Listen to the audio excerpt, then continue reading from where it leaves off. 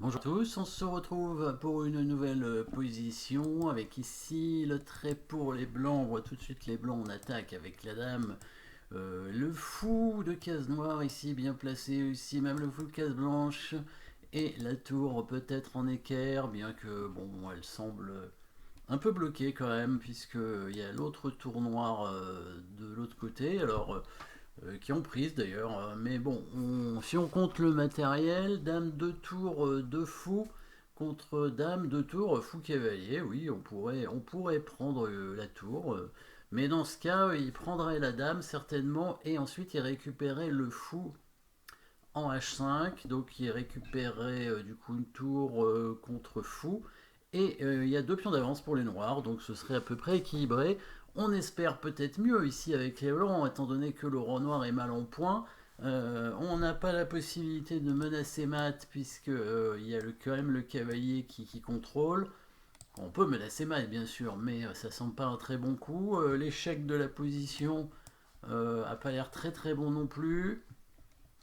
Une élimination du défenseur ne suffit pas, puisqu'il y a la dame qui est là sur la diagonale.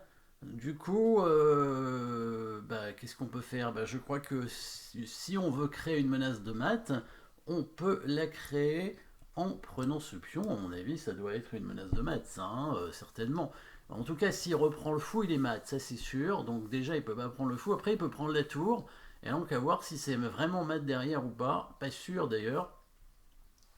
Parce que si on fait une attaque à la découverte, sur un échec à la découverte, si jamais, évidemment, les noirs prennent la tour avec la dame, ils attaqueront la dame blanche. Donc il faudrait peut-être faire un échec double. Il y a deux options pour faire l'échec double. Si on fait échec en H7 avec donc le fou, il va prendre avec le roi. Et si on décale la dame en H5 pour tenter de mater en H8, il va pouvoir couvrir l'échec en H6 avec son cavalier ou sa dame. Et si on fait l'échec de l'autre côté, peut-être c'est mieux évidemment. Il va prendre le fou. Et, alors on n'a pas accès à la case en G7, mais on a quand même accès à la case en H5. Il va venir en G8. Et là, je crois qu'on va pouvoir le mater effectivement en mettant simplement la dame en G6. Et quand il va courir avec son cavalier, on va le prendre avec la dame protégée par le fou. Donc liquidation de la chaîne de pions, liquidation de la défense, non, destruction de la chaîne de pions devant le roi, très exactement.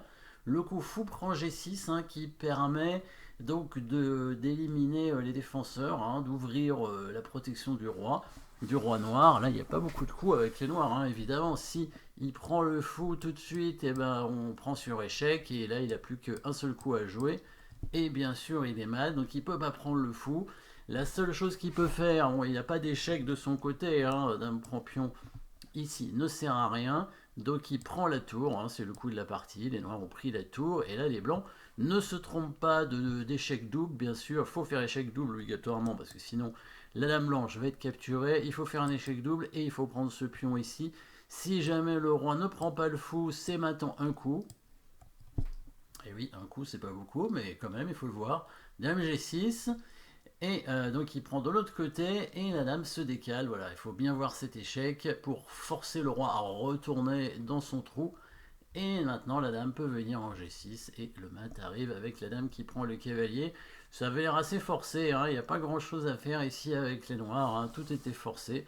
C'était le bon coup. Petite liquidation de la chaîne de pions devant le roi, donc destruction de la défense, hein, et puis ensuite une attaque à la découverte hein, qui permet de mater rapidement. Voilà, merci d'avoir suivi cette position. N'oubliez pas de vous abonner et à très bientôt.